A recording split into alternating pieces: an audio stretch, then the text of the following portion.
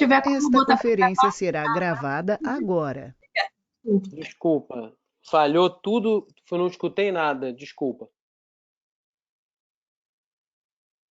Cara, Alô? só lembrar, agora já foi. Obrigada. Valeu, obrigado pela lembrança, Fernanda. Bom, então o professor Rodrigão me passou aí o objetivo de trabalhar com anatomia aplicada da face para vocês. Já de antemão, eu queria destacar que o material que eu utilizo, visual, é um outro. Eu tive dificuldade aqui para poder colocar ele para vocês, porque eu estou trabalhando com computador e não com tablet, como eu falei. O tablet eu acabo trabalhando ali com sistema 3D, que é bastante legal. E aí eu deixo para vocês a informação, vou escrever aqui já nos comentários o nome do aplicativo. Às vezes tem promoção, aí vale a pena vocês ficarem de olho, tá? Porque às vezes vai de $25 a $3, às vezes está $3. E esse aplicativo é super interessante porque ele traz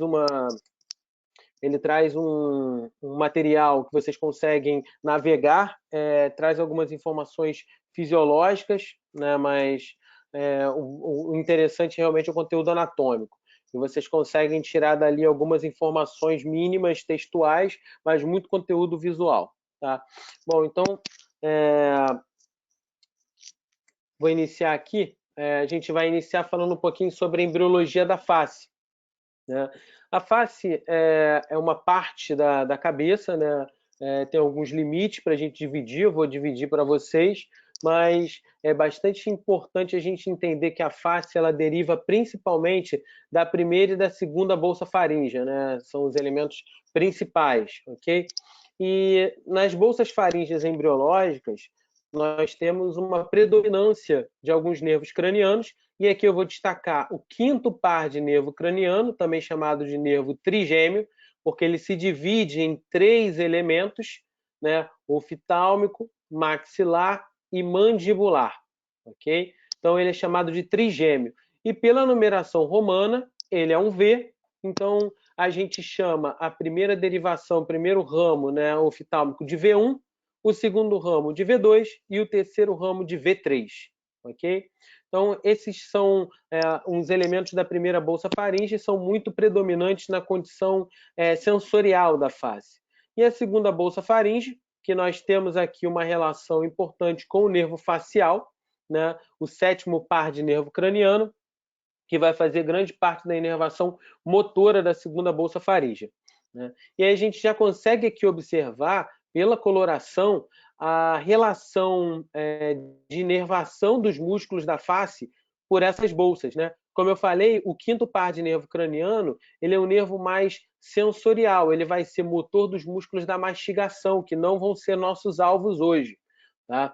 Então, os músculos da face, propriamente dito, são os músculos que aprenderemos, são músculos mímicos da expressão facial, eles são predominantemente inervados pelo nervo facial, sétimo par de nervo craniano, por conta da sua relação com a segunda bolsa faríngea.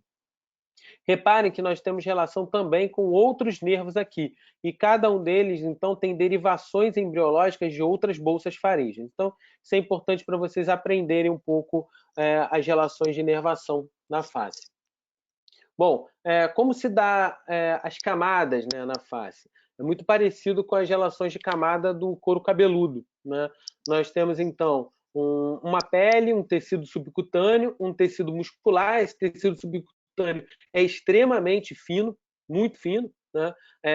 E é tanto que os músculos eles têm uma característica especial, como a gente vai falar, eles são músculos de expressão dérmica. Por quê? Apesar de terem a característica estriados esqueléticos, eles podem ter uma origem óssea, mas a inserção ela não necessariamente é óssea, nem cartilaginosa apenas, mas ela pode ser uma inserção dérmica ou inserção em outras fibras de outros músculos da face. Então, esses músculos são bem especiais. E por conta dessa relação extremamente próxima à pele, ou se inserindo diretamente na pele, eles podem causar essas reações, né, visíveis, que são as reações da expressão facial, né, que são tão utilizadas. Por isso são também conhecidos como músculos mímicos. Então, nós temos aí uma relação entre eles, que como esse músculo, né, ele está muito interligado ao tecido subcutâneo e à pele, esse componente é chamado de SMAS. O que é o SMAS? Sistema Músculo-Aponeurótico Superficial. Por conta dessa inter-relação que existe entre as camadas do músculo até a pele, tá? E existem uma série de ligamentos que unem esses músculos e fazem com que a inserção deles na pele tracione a pele, causando toda essa reação. Bom, então pele, tecido subcutâneo, músculos, e abaixo ainda, antes da camada óssea, nós temos o periósteo ou fáscia profunda associada também ao periósteo, né? Então, as principais camadas se dão dessa forma. Mas isso se dá de maneira diferente em algumas regiões da face, né? Então, as camadas da face podem ir da pele até os ligamentos da face profunda, né? Aos músculos mímicos, como a gente viu, mas também até a face da parótida, que é uma região diferente da face, né? Ou diretamente ao esqueleto ósseo. Então, o SMAS ele pode ter diferentes características de formação, dependendo da sua região. As regiões elas vão se diferenciar como tipo A, que é a mais comum que nós vamos ter, né? Da pele ao componente muscular e a inter-relação, mas também o SMAS estando associado logo acima da glândula parótida, né? Do músculo masseter, da fáscia massetérica, que é um dos músculos da mastigação, e do músculo bucinador, né? Que é um dos músculos que nós vamos estudar hoje também. Então, são 4 regiões principais que nós temos. E aqui a gente vê o SMAS, né? A gordura ou tecido subcutâneo extremamente fino, muitas vezes delgado, mas que forma em alguns momentos bolsas adiposas importantes, que muitas vezes alguns profissionais, inclusive ou pacientes, buscam o preenchimento desses ambientes, né? Através de preenchedores faciais para rejuvenescimento ou aparência de rejuvenescimento, né? E a pele, que é constantemente tracionada, né, contra o SMAS, dada a função muscular dele.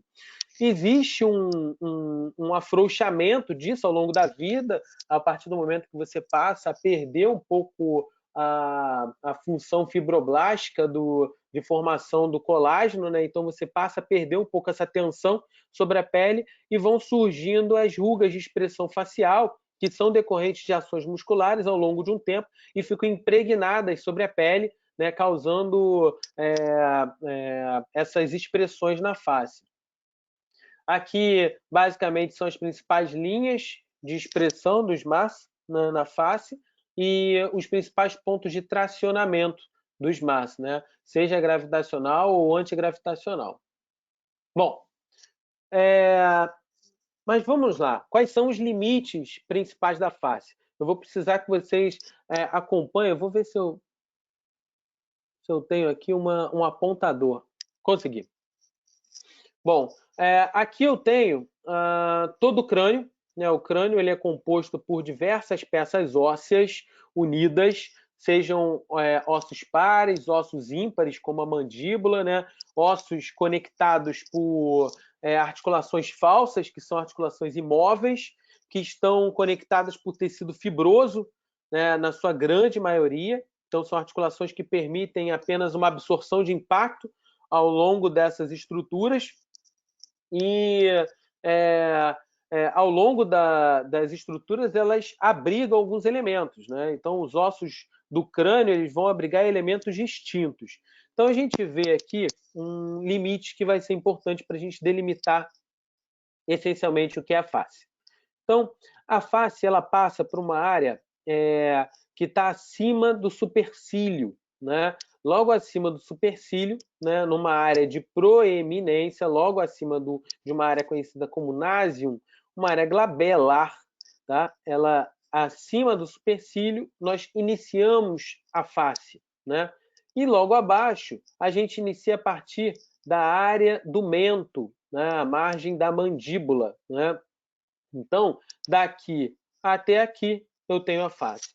E atrás, aonde está a delimitação da face? A face ela vai até a ponta anterior do meato acústico externo, onde fica o pavilhão auricular. Então, se eu fosse delimitar a face visualmente, eu posso coletar a área acima do supercílio, seguindo pela projeção do osso frontal em direção ao osso zigomático, que a gente vai citar, né?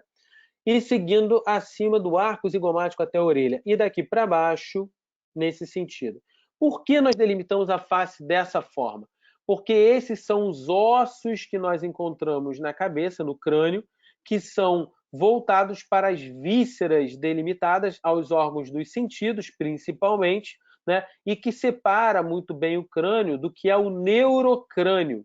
O neurocrânio ele vai exatamente do arco superciliar, do arco zigomático, acima do pavilhão, né? E seguindo, então, toda a área da abóboda craniana, que ainda pode ser delimitada por um ponto médio entre a glabela, né, e a sutura coronal, um ponto médio, daqui como um corte transversal, fazendo, então, a abertura da calvária craniana, né, que é a parte mais abaloada do crânio, né, do neurocrânio. O neurocrânio ele abriga o sistema nervoso central, parte do sistema nervoso central, onde nós encontramos o encéfalo. No encéfalo nós temos, como vocês sabem, diencéfalo, telencéfalo e todo o tronco cefálico e cerebelo, né? Então, o neurocrânio que não é o objetivo do nosso encontro de hoje. Então, voltando. Então, somente para delimitar para vocês, então, a face, ou também conhecida como víscero-crânio, se projeta anteriormente nessas estruturas do crânio e vai ser formada por diversos elementos ósseos. Alguns são comuns aos elementos do neurocrânio e outros não. Alguns são mais visíveis e estão mais expostos e outros não, né? Quem são os elementos principais que vão formar os ossos da face? Eu tenho aqui o osso frontal, que se destaca antero-superiormente, a região. Eu tenho os ossos nasais, eu tenho os ossos lacrimais, eu tenho a maxila ou as maxilas, se tiver individualizada, eu tenho os zigomáticos, que participam, alguns ossos internos, como a concha nasal inferior, o vômer, né, que estarão associados internamente, e parte do etimoide e do esfenoide, que vão estar inseridos dentro da cavidade nasal, né? Ainda tenho aqui a mandíbula, né? Então, são elementos que vão fazer parte, então, da face. Bom, aqui, então, nessa visão, a gente consegue consegue visualizar, então, esses elementos que estavam ocultos, porque a cavidade nasal ela é separada por um septo, né, segmentada por um septo que é uma lâmina perpendicular cartilaginosa, que separa a unidade em duas cavidades, mas aqui dentro eu tenho o osso vômer, né? Ainda tenho os ossos palatinos, né, que formam o teto da cavidade oral e o assoalho da cavidade nasal. Então, eu tenho os ossos palatinos, o vômer, as conchas nasais inferiores, que são ósseas. A concha nasal média e concha nasal superior não costumam ser ósseas, tá?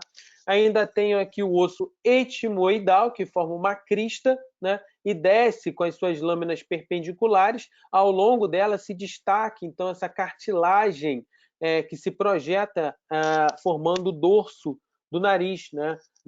na fronte. E, se a gente observar anteriormente, esses ossos e toda essa estrutura se dá ao longo de algumas aberturas, né? Eu tenho uma abertura par para os olhos, né, que são as aberturas orbitais para as órbitas oculares. Eu tenho uma abertura piriforme em forma de pera para a cavidade nasal e tenho a junção da maxila com a mandíbula, que vai ser a formação de uma abertura, um ádito da cavidade oral. Então, a gente pode didaticamente separar a anatomia da face, a anatomia óssea da face, né, em elementos associados aos áditos, né, do globo ocular, da cavidade nasal e da cavidade oral. Bom, aqui a gente observa, o primeiro elemento que a gente vai ter como observação principal é o osso frontal, né? O osso frontal ele participa como elemento anterior do neurocrânio, né, e ele se destaca aqui formando alguns processos. O que são esses processos? Processo é projeção óssea, tá? Quando ele se projeta aqui em direção a esse osso, tá, que é chamado de osso zigomático, a gente tem aqui um processo zigomático do osso frontal, bilateralmente, tá? Que formam pilares de sustentação lateralmente a essa unidade. Ele ainda forma uma pequena crista, né, acima do globo ocular, que funciona como uma crista superciliar, né? E essa crista, ela possui uma incisura e um forame, que são chamados incisura ou forame supraorbital, né? A incisura sempre está presente e o forame nem sempre está presente, tá? Então, incisura ou forame supraorbital, acima da órbita, né? E esses ossos ainda vêm de encontro aos ossos nasais, formando aqui um ponto de encontro chamado násium. Tá? E o ponto de encontro entre as cristas supraciliares ou supraorbitais é chamado de glabela.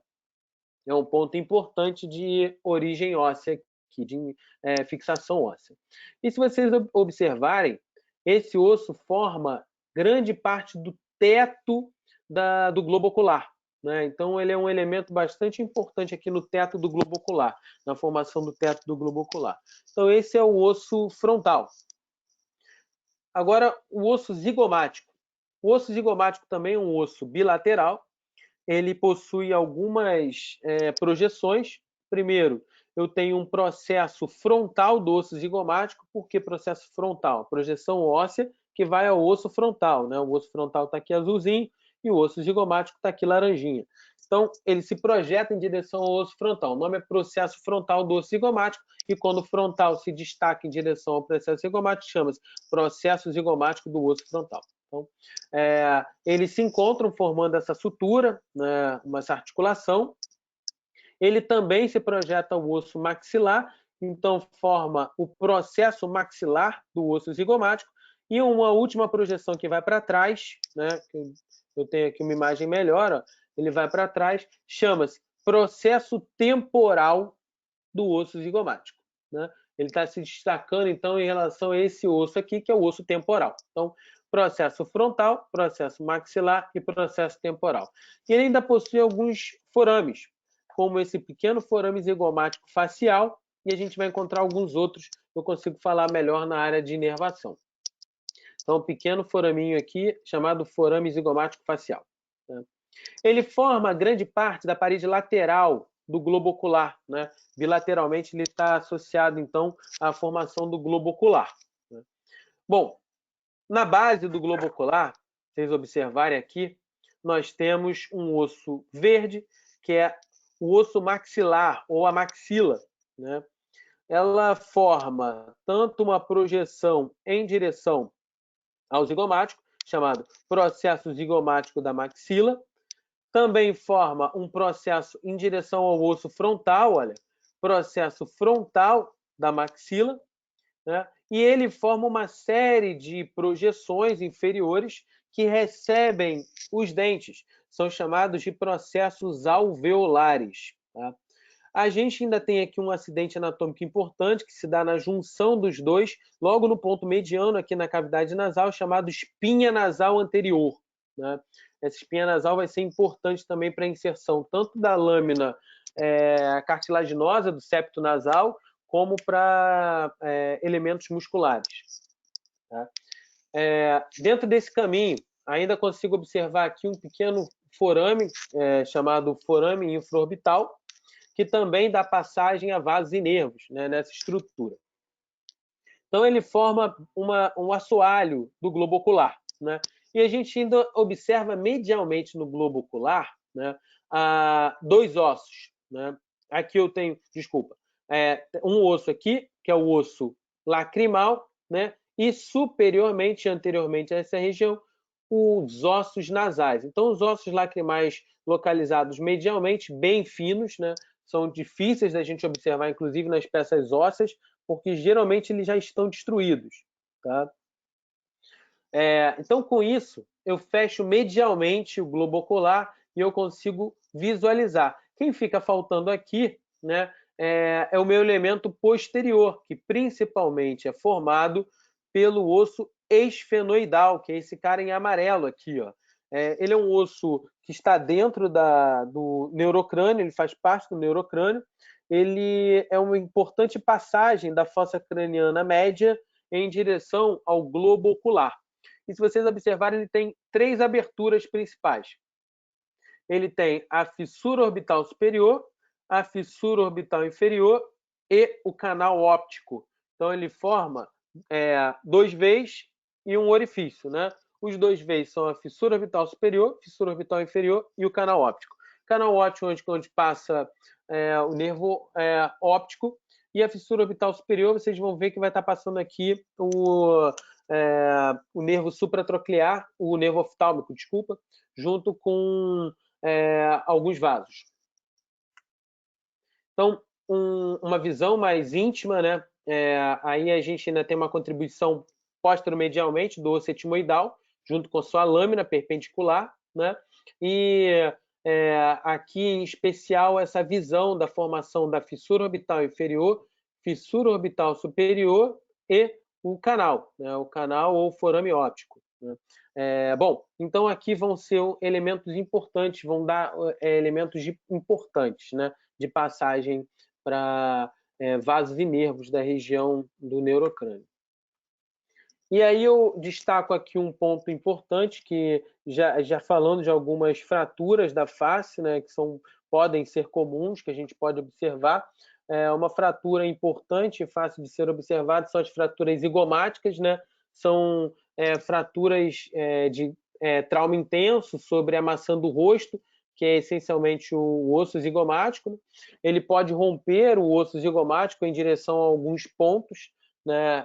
Tanto a articulação dele com o osso frontal, com o osso maxilar, o temporal, as relações esfenoidais e palatinas dele, mas geralmente o deslocamento é inferior, medial e posterior. Então, ele gera um deslocamento inferior, medial e posterior, né? Um trauma nesse sentido, dado geralmente ao tipo de trauma e o deslocamento. E, como você pode ver, há uma associação de um dos ligamentos, que é o ligamento palpebral lateral, que está relacionado às pálpebras e aos tarsos oculares, né?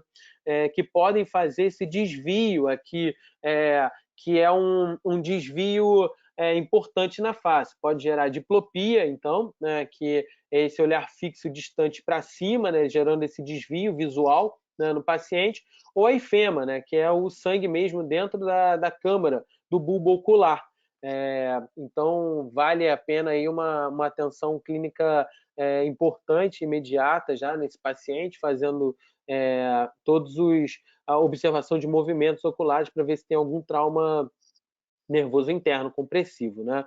Então, aqui é uma fratura aqui está a linha de fratura, tá? Na estrutura zigomático-maxilar. Então, é justamente na relação dele com o zigomático. Há uma sobreposição dessa fratura. Bom, existem outros tipos de fratura na face, que são as fraturas médias de Lefort, né? Você tem uma fratura Lefort tipo 1, 2 e tipo 3, né? Se a gente observar aqui a linha de fratura tipo 1, ela se dá ao nível do assoalho nasal, né? Então, vocês veem aqui na base da abertura piriforme, aquela que a gente acabou de falar, né? No assoalho nasal é uma fratura tipo 1. Né? Uma fratura tipo 2 já se dá um pouco mais acima, próximo ao soalho da cavidade do ádito do globo ocular. E uma fratura tipo 3, que ela é bem mais alta, e ela se dá ao longo da abóbada craniana, já um pouco mais abaixo da abóbada craniana, mas separando as estruturas faciais da abóbada, e se dá entre os zigomáticos e os elementos do interior do ádito do globo ocular. Ela é muito mais traumática, óbvio, né? Gera edema, assimetria facial e pode gerar, então, um extravasamento de líquido cefalorraquidiano, né? Por conta da relação da lâmina cribiforme no soalho do lobo frontal aqui na abóbada craniana, né? Então, pode gerar um sangramento profícuo, mas também um extravasamento de líquido cefalorraquidiano, né, nessa área. Bom, anatomia, então, da mandíbula. A anatomia da mandíbula, ela se dá através de um ramo, né, que se liga a um ângulo e a um corpo. Então, eu tenho uma estrutura nesse sentido, ligada a um ângulo que liga a esse sentido. Então, no ramo, eu tenho um processo condilar, que faz uma articulação sinovial com o assoalho do crânio, no osso temporal, gerando uma articulação chamada articulação temporomandibular, importantíssima articulação. E logo à frente eu tenho o processo coronoide, que é importante para a origem e inserção óssea, principalmente do músculo temporal, que é um dos músculos mais potentes para a elevação de mandíbula durante a mastigação, mas também é um importante limitador de movimento. E entre os dois eu tenho uma incisura, que é uma incisura da mandíbula, que dá passagem também a alguns elementos e permite grande mobilidade através desse espaço. A parte do ramo tem um ângulo. O ramo e o ângulo também são áreas importantes de origem e inserção óssea. O ângulo, por conta da relação com o músculo masseter, é um importante músculo da mastigação também. Ao longo do corpo, eu tenho o forame mentual, que eu vou destacar adiante, e a região mentoniana, com a protuberância mentual, o tubérculo mentual, bilateralmente, né, as protuberâncias mentonianas. Na face interna aqui, como a gente pode observar, eu vejo um orifício, que é o forame da mandíbula, a estrutura, um dos ramos de V3, né, vai entrar nessa estrutura, né, o nervo alveolar posterior passa nessa estrutura até sair no forame mentual, gerando o nervo mentual aqui na região do mento, já no queixo, né? E as aberturas aqui no ponto, que são as língulas, né? A gente vai poder verificar muito melhor pessoalmente no anatômico, né? Bom, existem também as fraturas mandibulares, né? São fraturas que podem acarretar desvio da linha média da mandíbula, né? Os contornos, então, passam a ficar contorcidos e há uma má oclusão na face, né? Com consequências diretas ao paciente em termos de dor, né? Ela pode se dar em vários sentidos, mas o livro destaca a importância da linha de fratura ao longo do terceiro molar, tá? Bom, aplicado sobre toda essa estrutura rígida, que são os ossos da face, nós temos os músculos, que, como a gente estava citando agora há pouco, eles são músculos que têm uma origem óssea e podem ter outra inserção óssea, mas podem ter inserções, na sua grande maioria, são inserções dérmicas ou sobre outros músculos, né? Então, só para ver aqui que eu tenho outra imagem, tá bom?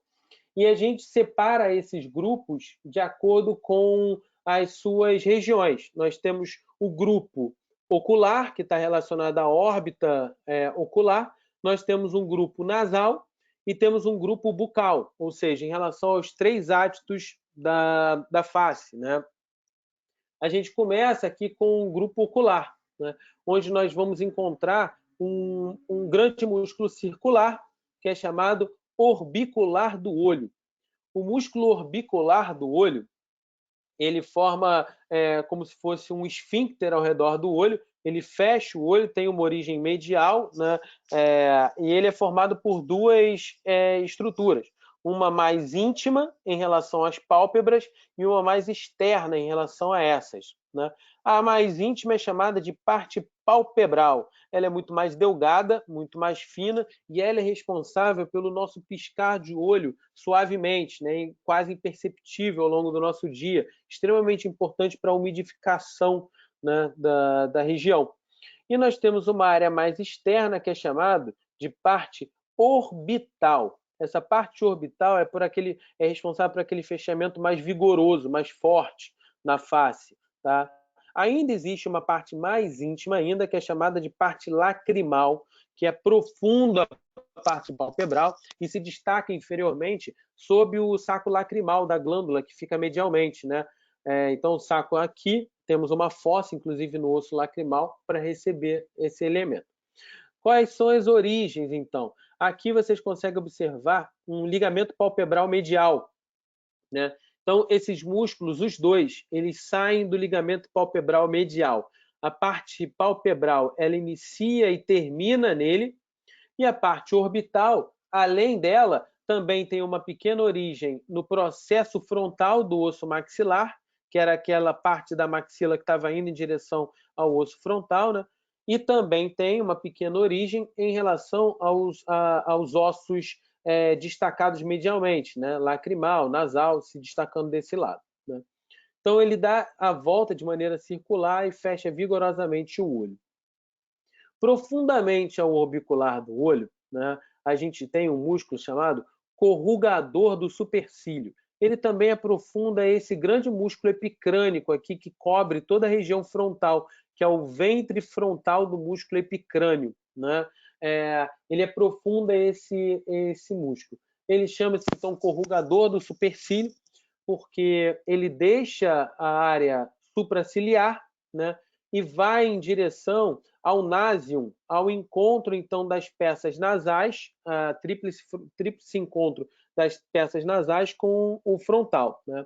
Então, ele tende a aproximar as duas áreas supraciliares e ele faz uma pequena depressão também medialmente dessas áreas. Então, são os músculos que compõem, então, a região do ádito ocular.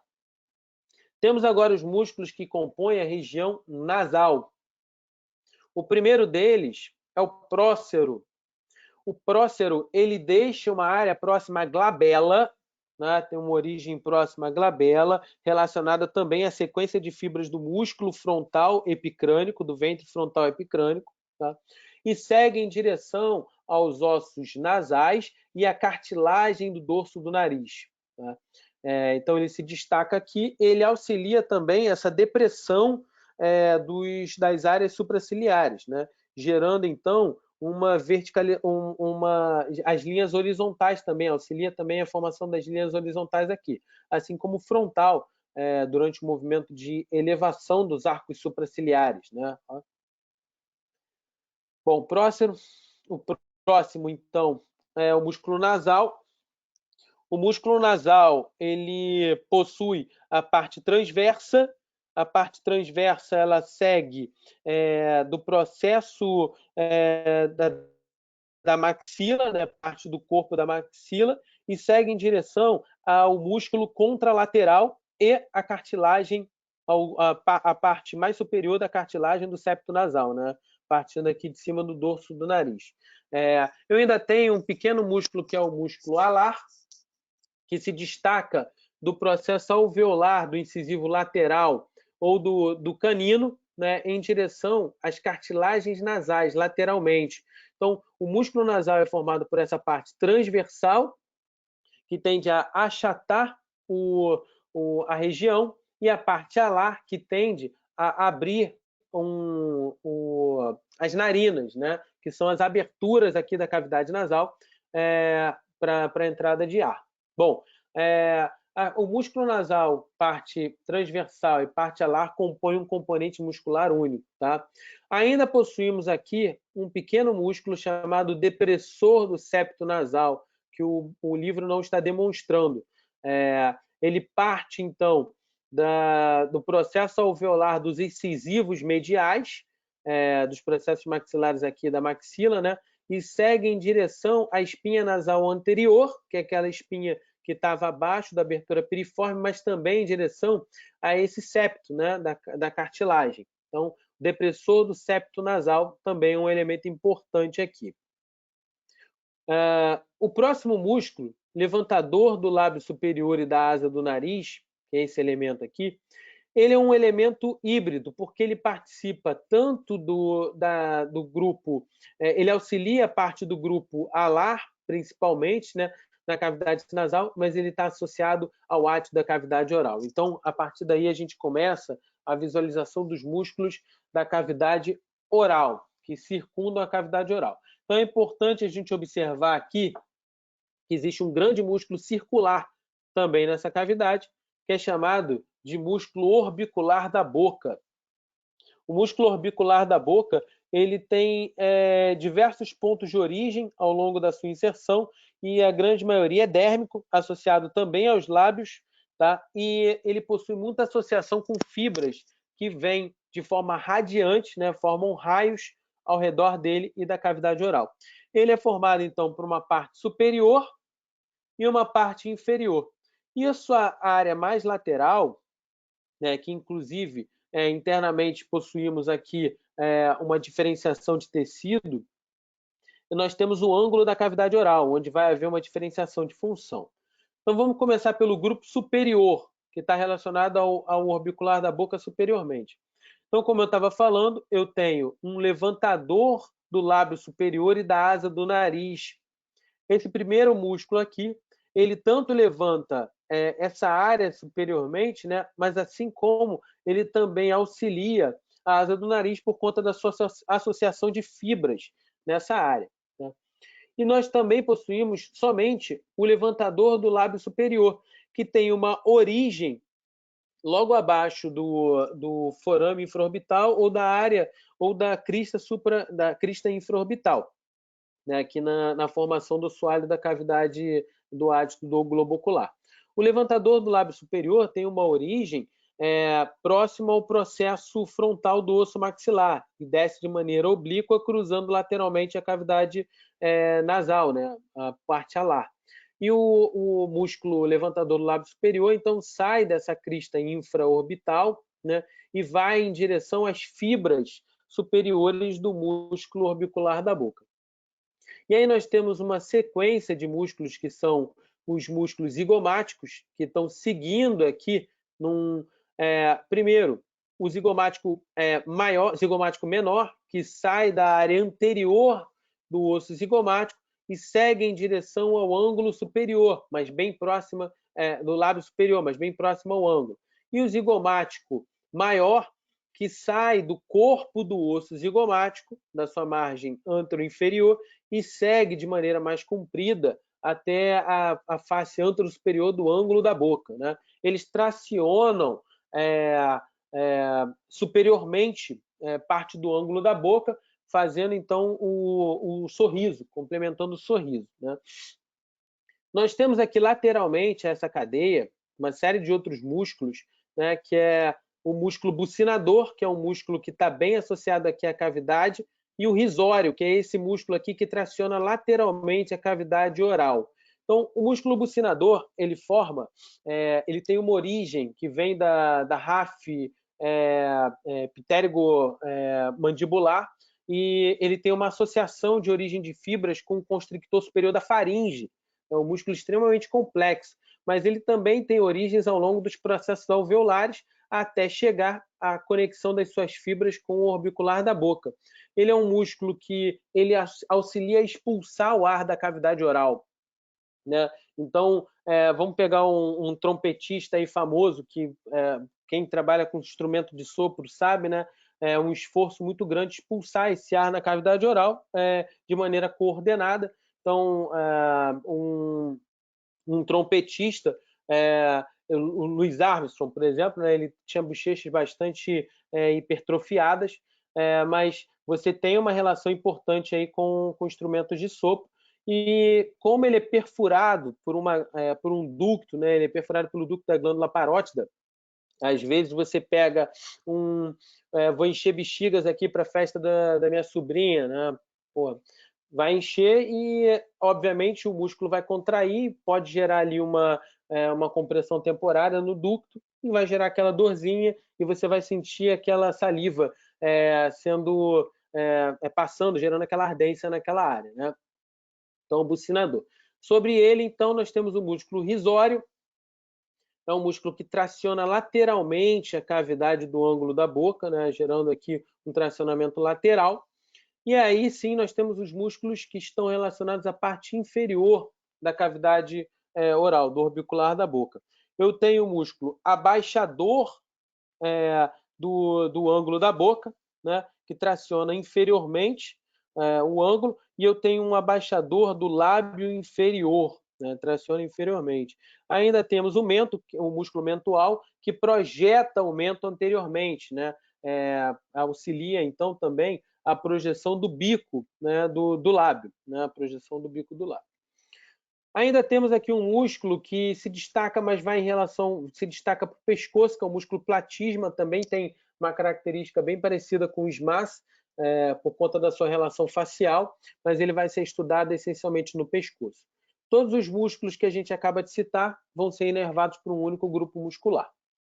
Então, aqui, enfatizando as principais funções, né, dos músculos, a porção frontal, então, do osso, do músculo frontal, do músculo epicrânico, né, ventre frontal do músculo epicrânico, tracionando superiormente a área supraciliar, né?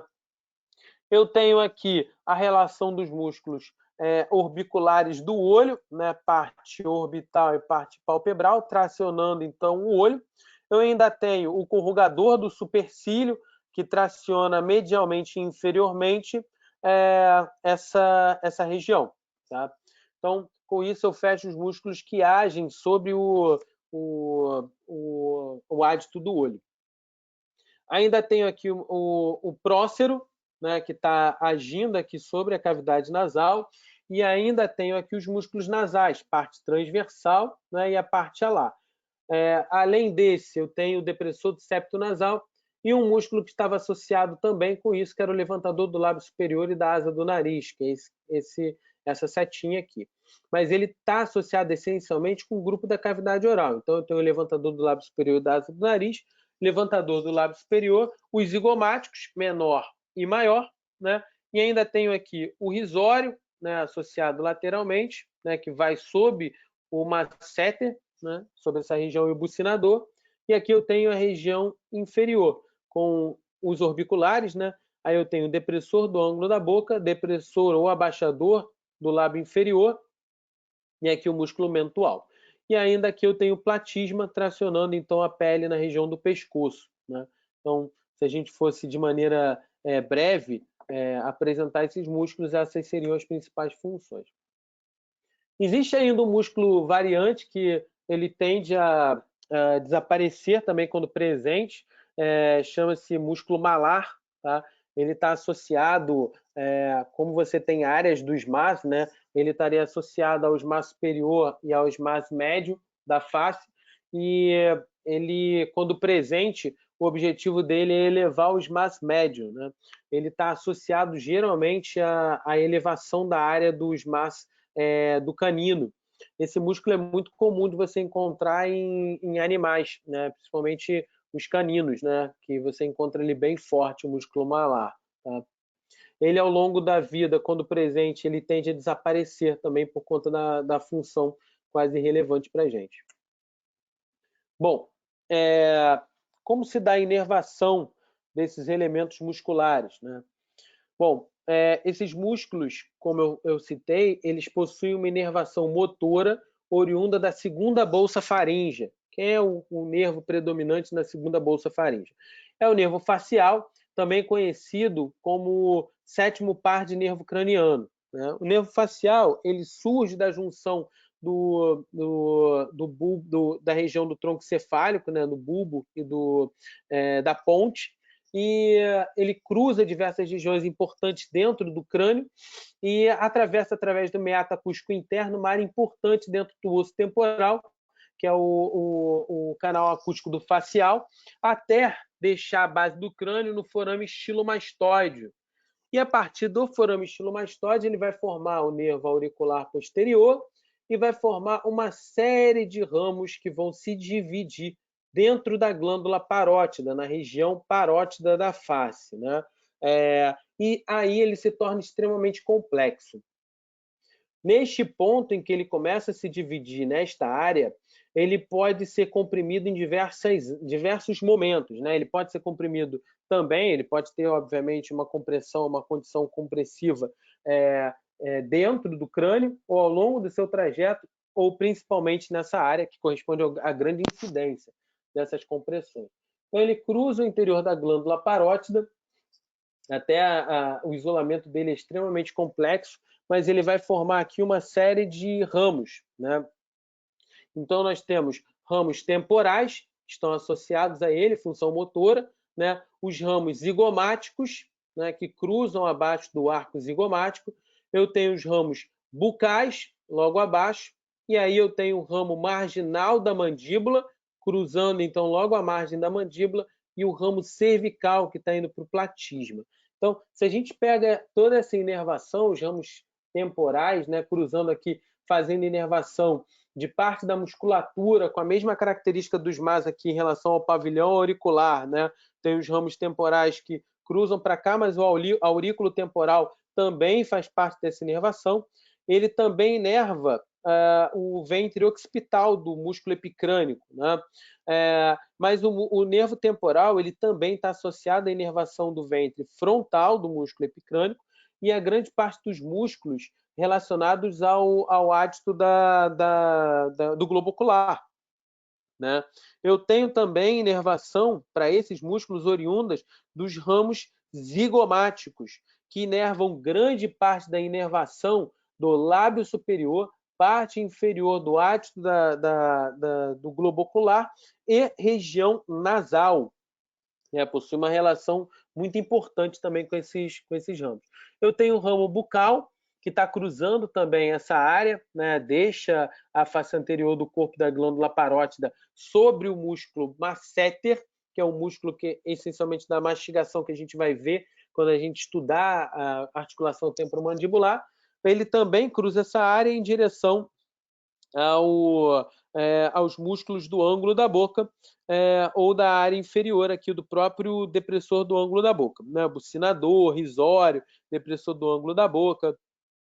Eu tenho o marginal da mandíbula, que é mais dedicado, então, a todos esses músculos da área inferior. Existe uma grande variação nesse padrão de inervação. E o ramo cervical, que ele é comum e constante em direção ao platisma, tá?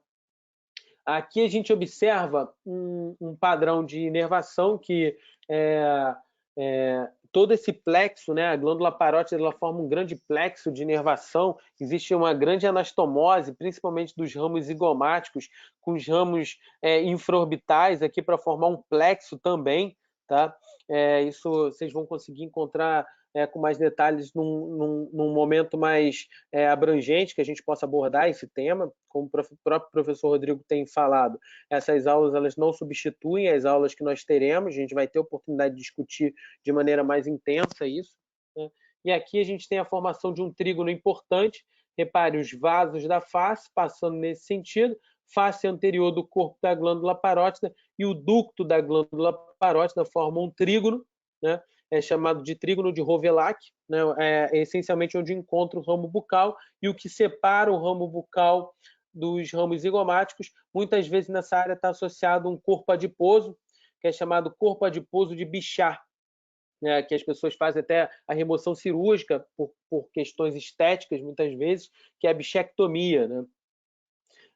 E aqui, ao longo da glândula parótida, como eu falei, ela perfura aqui o músculo bucinador na parede lateral da cavidade oral, né?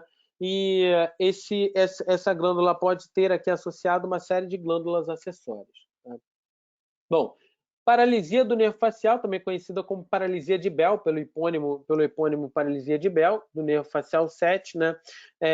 Ela pode ser uma paralisia associada a algum trauma ou uma compressão interna ou externa, né? Ao longo do seu ponto de origem ou ao longo do seu trajeto. Então, as internas estão mapeadas aqui, 1, 2, 3 ou 4, né? Onde normalmente acontece, né? Então, eu tenho como fator associado a hiperacusia, por conta de uma passagem interna numa área onde ele inerva o músculo estapédico, que está relacionado aos ossículos da audição. Então, um sintoma inicial da paralisia periférica pode ser a hiperacusia, né? O paciente ele vai escutar intensamente, o som vai ter uma intensidade muito maior, né? Mas ele também pode ter uma paralisia facial ipsilateral ou contralateral, dependendo se for central e for antes da decussação, né, das fibras, que elas cruzam para um lado e para o outro, né, uma forma de proteção do organismo, como vocês vão ver. Então, ela pode ser ipsilateral ou contralateral, né, geralmente periférica, né, formada por um decaimento da face, né, ao nível abaixo do globo ocular, formando então um achatamento incompleto da face e um decaimento dessa musculatura, né? Bom, inervação então sensorial da face. É uma inervação, como eu citei para vocês, a inervação sensorial da face, ela provém da primeira bolsa faríngea, né? Então, ela provém basicamente do nervo trigêmeo. E como que a gente vai fazer para observar o nervo trigêmeo aqui? Repare, eu não vou abordar aqui os nervos espinais que têm relação no pescoço, né, com a inervação do plexo cervical e na região superior aqui do crânio, né, principalmente da parte posterior do couro cabeludo, com ramos espinais também, né, segundo e terceiro, quarto, quinto e sexto, né, com relação à inervação. Mas V1, V2 e V3. Quem são V1, V2 e V3? V1 é aquele nervo oftálmico, né? V2 é a segunda porção, que é o nervo maxilar, e V3, que é o nervo mandibular, né? Todos os três provêm, então, de uma única fonte, que é o nervo trigêmeo. Está associado à fossa craniana média, e é onde ele se divide no cavo trigeminal, o cavo de Meckel, em 3 elementos nervosos. O nervo oftálmico, ele cruza a fissura orbital superior e entra, então, na cavidade do bulbo ocular. O nervo maxilar, ele cruza o forame oval, né, o forame redondo, desculpa. E o trigêmeo V3, né, mandibular, ele cruza o forame oval. Então, eu tenho fissura orbital superior, forame redondo e forame oval, né? Então, nessa sequência. E aí, como é que eu faço a divisão aqui? O ponto mais alto da calvária, que eu vou chamar de vértex, ele desce em direção à cavidade do pavilhão auricular, tá? E do pavilhão auricular, eu sigo em direção à margem da mandíbula. Olha aqui. Então, eu tenho uma linha que o Gardner cita, que é chamada de vértex auricular mentoniana, tá? Vértex auricular mentoniana, eu delimito, então, os pontos que eu vou agora tratar como inervação sensorial da face. Oriundos de V1, né? Do nervo oftálmico, veio por dentro do forame, do forame supraorbital, vão deixar aqui os seguintes ramos, né? De lateral para medial, eu tenho o nervo supraorbital e o nervo supratroclear. Supraorbital é mais lateral, supratroclear é medial, né? E além deles, eu vou ter a passagem aqui do nervo infratroclear, porque infratroclear está logo abaixo dessa crista troclear, aqui onde tem incisura troclear, né? Ainda tenho, passando por dentro dessa área, o ramo nasal externo, né, que cruza anteriormente, também tem conexão com V1, origem de V1. Então, todos esses elementos aqui são sensoriais, né, oriundos de V1. E aí, dentro dessa área, vértex auricular mentoniana, eu posso fazer o seguinte, traçar esta região. Então, ó, reparem, eu venho do vértex, um ponto médio entre o vértex e a cavidade auricular, e faço um arco em direção à região alar da cavidade nasal, tá? Então, um ponto médio e eu faço esse arco. Então, isso aqui é a inervação de V1. Inervação de V2, né? Que é o nervo maxilar, ele está correndo mais por dentro, né? Pegou o forame, correu por dentro, e ele vai deixar aqui 3 nervos principais, né? Primeiro, zigomático temporal, né? Passa por trás do osso zigomático, deixa a sua face posteriormente e cruza em direção a essa região temporal, né? Faz inervação sensorial. Zigomático facial, que é lateral ao globo ocular, né, e surge logo na maçã do rosto, né? Tem relação direta aqui com a face superior do osso zigomático. E o infraorbital, que surge abaixo da região do átito ocular e faz a inervação de toda essa região anterior da face, né, da região lateral nasal e inferior do globo ocular. Então, esses 3, reparem, eu havia já separado essa área para V1 e agora eu tenho esta área para V2, né? Eu faço um arco em forma de S, tá? Para V2.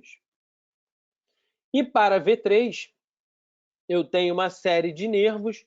O primeiro, nervo aurículo temporal, em que ele deixa posteriormente, logo ao seu ponto de emissão, lá no teto da cavidade infratemporal, ele cruza, forma um arco e deixa em direção à pele dessa região e à glândula parótida, né? Cruzando essa região, né?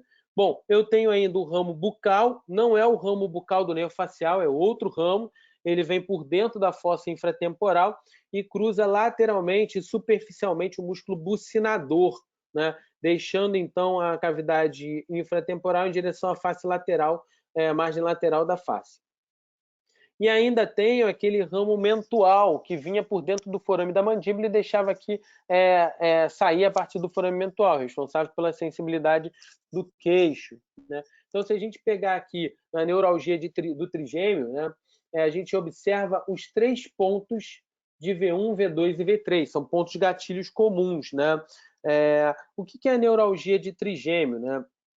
Ela é uma condição neurológica de dor lancinante sobre a região da face, exatamente sobre os pontos de inervação sensorial do trigêmeo. Ela pode estar associada às zonas de inervação de V1, V2 e V3, principalmente associada às zonas de inervação de V2 e V3, né? E ela é uma dor, então, de origem neurogênica, né? Apresenta dor em queimação, dor do tipo lancinante, recorrente, afeta principalmente V2 e V3, né? E em pacientes geralmente com mais de 50 anos, né? Os gatilhos, então, que podem desencadear a dor, ou é alteração de temperatura, né? Ou tato, tá? Sobre a região. Bom, vascularização, então, da região da face, né? Eu tenho aqui uma vascularização proveniente da artéria facial, que é um ramo direto da artéria carótida externa, e tem uma outra vascularização proveniente da artéria temporal superficial, que é um ramo terminal da artéria carótida externa. A artéria carótida externa ela se divide em artéria maxilar e temporal superficial. Essa aqui é a temporal superficial. Vamos começar pela artéria facial. A artéria facial ela tem um trajeto dentro da região cervical, né? Ela passa por dentro de alguma área aqui, né? E ela vai ser dividida em 3 regiões, de acordo com a travessia que ela faz em direção à glândula submandibular, né? A gente vai aprender isso bem quando a gente der pescoço. A gente vai discutir bem esse trajeto, né? E ela surge logo à frente da massa muscular do masseter, né? Então, em cerca de 2 a 3 centímetros à frente do ângulo da mandíbula, ok? E ela tem um trajeto zigue-zagueante em direção ao ângulo do olho, a porção medial do ângulo do olho. Então, esse trajeto aqui faz com que ela emita uma série de ramos, desde ramos musculares, tá? A alguns ramos associados predominantemente aos lábios e à asa do nariz. O primeiro aqui eu tenho um ramo que é chamado artéria labial inferior, relacionada ao lábio inferiormente, e artéria labial superior. Além desse ramo, eu tenho aqui um pequeno ramo que é chamado ramo nasal, o ramo nasal da artéria facial, que está associado à região alar da cavidade nasal. E ela segue o seu trajeto, onde ela vai se inserir medialmente na cavidade ocular e vai fazer uma anastomose extremamente importante. Essa anastomose ela se dá com o ramo da artéria oftalmica, que é ramo da artéria carótida interna. O que isso significa? Que a artéria carótida externa fez uma anastomose com a artéria carótida interna, que está lá dentro do crânio, né? Então, através da artéria facial, que é ramo da artéria carótida externa, e a artéria oftalmica, que é ramo da artéria carótida interna. Essa anastomose é importante, uma importante fonte de circulação colateral para a área, mas também por conta da passagem da veia associada a ela, pode ser uma fonte importante de entrada de micro-organismos, causando infecção. Por quê? A veia ela acompanha todo o seu trajeto, né? Ela tem um sentido menos tortuoso, mas ela tem origem, né, através do seio cavernoso no interior do crânio e da veia oftálmica, veia angular, e ela desce aqui fazendo toda a drenagem da face em direção à veia jugular interna, né? Ela vai fazer a drenagem para a veia jugular interna. A veia ela segue posteriormente a artéria ela é anterior à veia, tá? Nesse trajeto. E dentro desse caminho, como a gente pode observar, A veia, como ela não possui válvulas nessa área, né, ela não vai possuir válvulas venosas, como o professor Cavazós já ensinou para vocês, você pode, às vezes, espremer uma espinha ou ter alguma infecção ali na região da face e você ao espremer ou causar uma microlesão vascular nessa área, conduzir esse sangue contendo esse micro-organismo para o interior do encéfalo, causando, então, infecções graves, tá, no sistema nervoso. Bom, um outro ponto de vascularização aqui vem, então, da artéria e veia temporal superficial, né? A artéria temporal superficial, ela emite um ramo chamado artéria facial transversa, né? A artéria e a veia temporal facial transversa correm ao longo do arco zigomático, logo inferior a esse, né, para fazer também essa conexão na face com pequenas anastomoses aqui. É um importante ponto também de vascularização da face. Tá? Bom, esses são os pontos de profundidade da face, né? E aqueles pontos de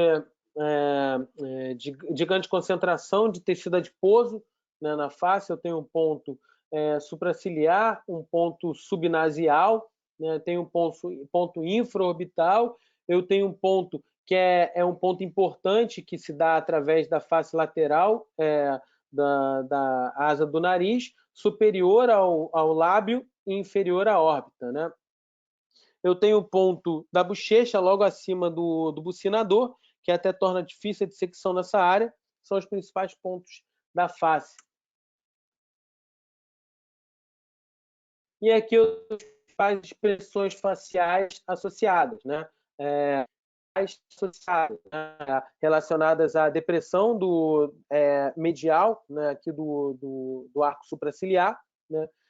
Associada aí ao corrugador do supercílio, ao prócero. Eu tenho elevação do ângulo da boca, né, e tracionamento lateral com os zigomáticos, levantador da asa do nariz e lábio superior. Os depressores, né, tracionamento lateral com os zigomáticos e risório, né, o risório, tracionamento lateral, depressão, né, tracionamento lateral unicamente, né, isolado. Bom, pessoal, ficam abertas aí a dúvidas para vocês. Professor Rodrigo, se tiver que complementar alguma coisa, por favor.